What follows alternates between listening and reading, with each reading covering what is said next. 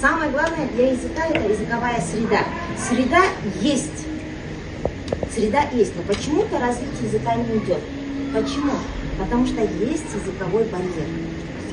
Вот сегодняшняя основная задача, самая главная цель правильная. Адиласа алқалары өте мейірімді, өте сондай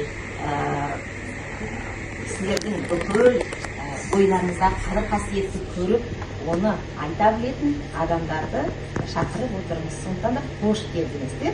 Құрметті ата-аналар, қонақтар, сайысымызды бастауға рұқсат етіңіздер.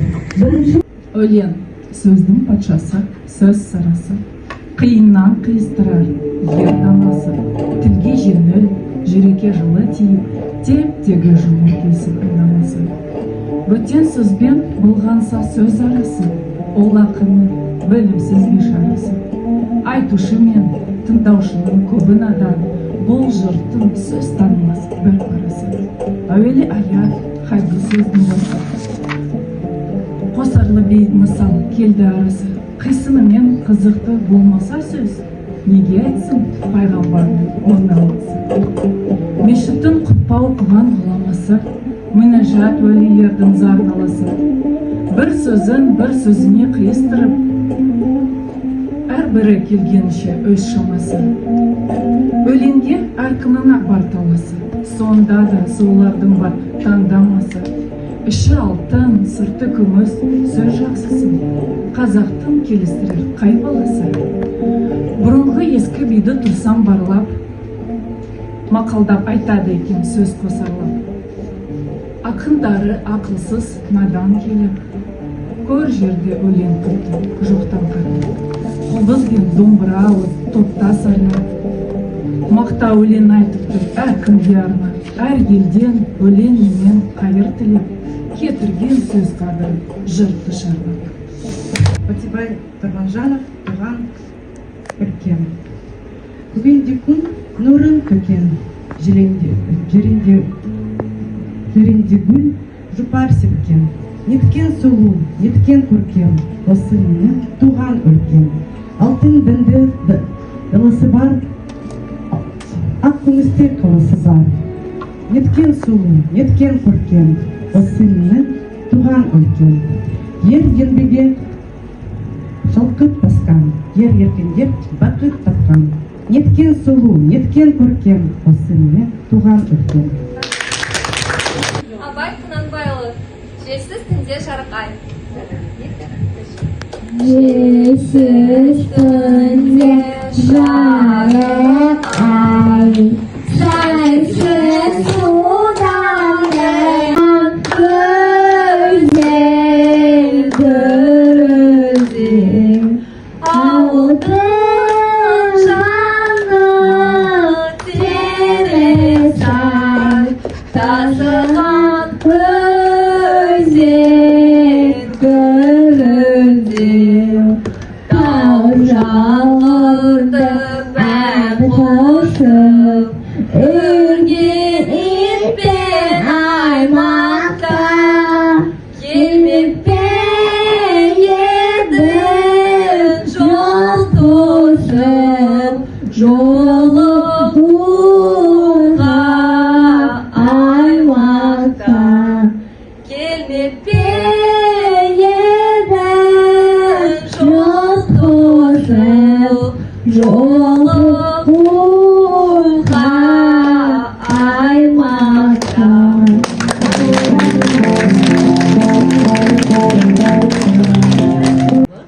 Несіпбек Айтұлы өлеңі «Ана тілім».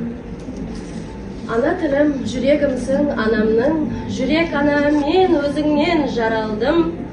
Сағат сайын саулығыңды тілеймін, сенсіз мынау керегіне ғаламның. Сенің әрбір тынысың мен күн кешем, сен арқалы тіршілікпен тілдесем. Ел бетіне қалай түзу қараймын, ана тілім, егер сені білмесем. Сенің арқаң дүниеден сұрықсам, сенің арқаң жүзіп ішсем тұнықтан.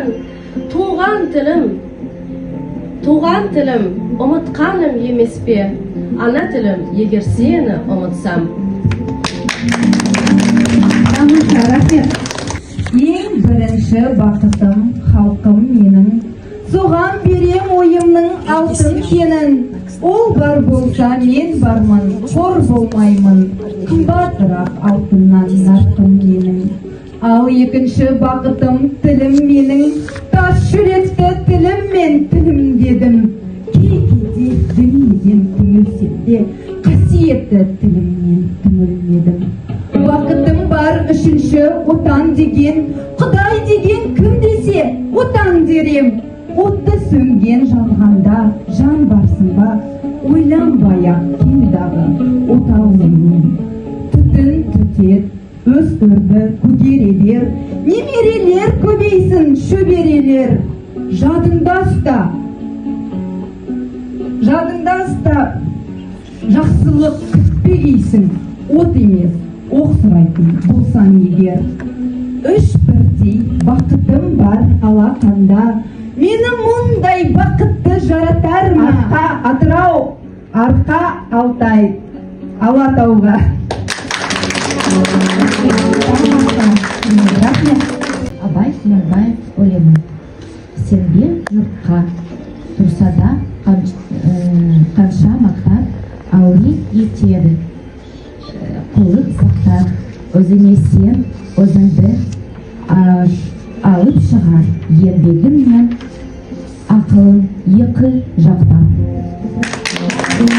Абай Құнанбаев, қыз. Ақ киімді, денелі, ақсақалды, соқыр, мылқау, танымас, тірі жанды, үсті басы ақ қырау, түсі суық, басқан жері сықырлап келіп қалды. Демалысы үскіріп, аяз бен қар, кәрі құдан қыз келіп әлек салды. Ұшпадай бөркін киген тоқшырайтып, аяз бенен қызығып ажарланды. Бұлтай қасы жауып, екі көзін басын сіліксе қар жауды. Мазандалды, борандай бұрсақ етіп долданғанда, алты қанат ақорда үй шайқалды.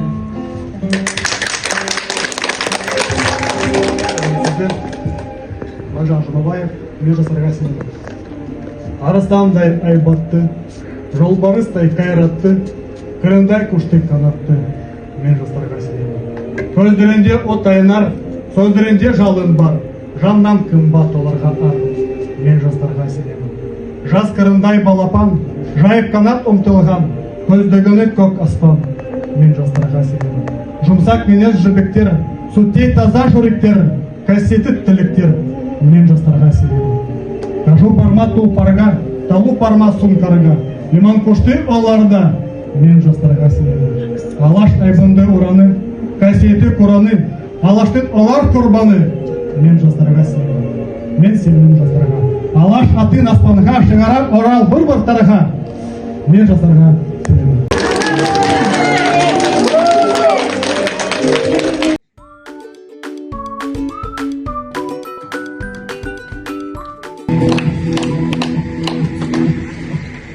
Армысыздар, құрметті ата-аналар, қатысушылар, ұстаздар. Бүгін енді керемет бір сайыстың куәгері болып отырмыз. Қазылар алқасы ретінде шын мәнінде бүгінгі таңда біздің мемлекеттік тілімізге деген құрмет, қазақ тіліне, қазақтың құндылығына деген құрмет күннен күнге артып келе жатыр. Өйткені солай болуға да тиіс. 32 жыл болды оны күткелі. Сондықтан да мына барша қатысқан бірінші қатысушыларға риза болғым келеді, ата-аналарға, әсіресе себебі баланың тәрбиесінде тек қана балабақшаға артып қоймай, тәрбиешіге артып қоймай, өздеріңізде ат салысып, өздеріңізде жаңағындай осындай шараларға, рухани шараларға қатысып жатқандарыңызға көптен көп алғыс. Ал енді үшінші орыннан бастасақ, мадақтама гранты балабақша кикус әдістемесі арқылы балалардың сөйлеу мәдениетін дамыту жылдары инновациялық жобаның аясында ата-аналар арасында өткізілген өлең сөздің патшасы атты мәнерлеп оқу байқауында үшінші орын алған үшін Ягмусова Ақерке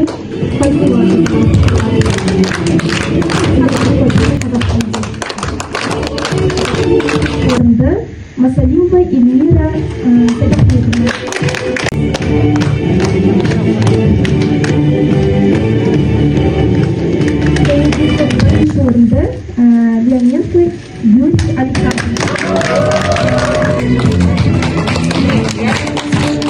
Енді сол күні жаттап келді, өте күшті айтып берді, барлықтарыңызға ұнады деп ойлаймын. Құрметті ата-аналар, марапаттарыңыз құтты болсын. Осылай қазақ тілінде сөйлеп, қазақ тілінің тұғырын биіктен көтере беріңіздер, қазақша сөйлей беріңіздер. Үлкен рахмет сіздерге. Енді адамымыздың өзі ырымы шашу.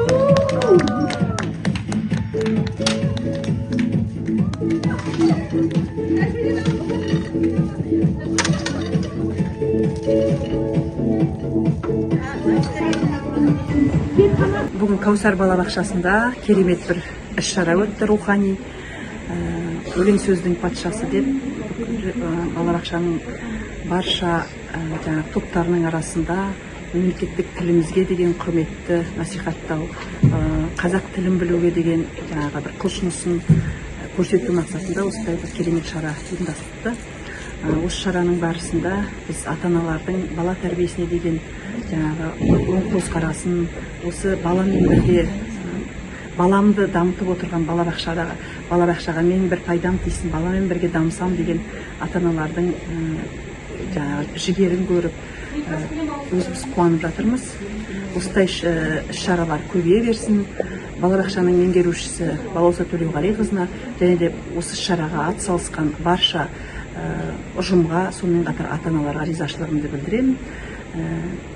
Біздің мемлекеттік тіліміздің тұғыры биік болсын, тәуелсіздігіміз берік болсын.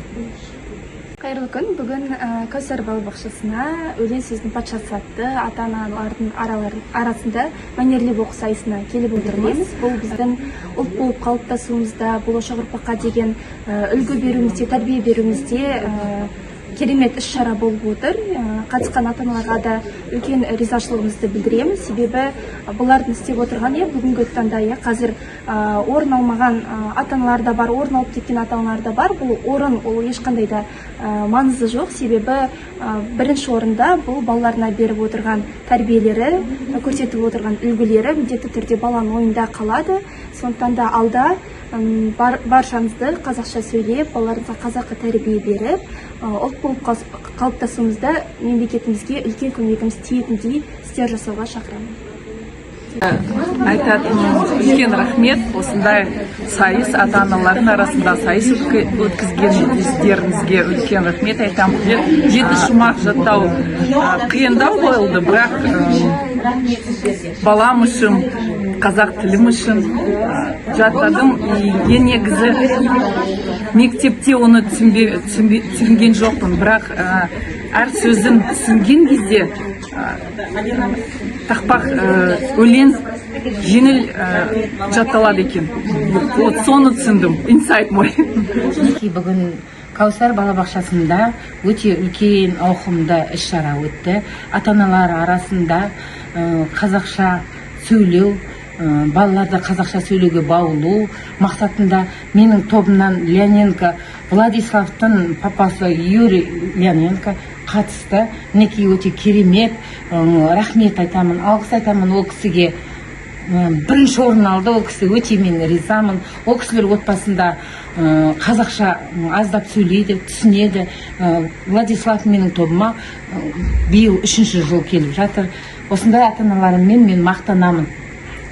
Мероприятие было поставлено на высоком уровне, мне очень понравилось. Было интересно готовиться к нему. Получил первое место, очень приятно. Ну, буду в дальнейшем читать, книжку получил. Обещаю, что прочитаю обязательно. В общем, было очень интересно. Спасибо большое. Рахмет сізге де. Көп-көп.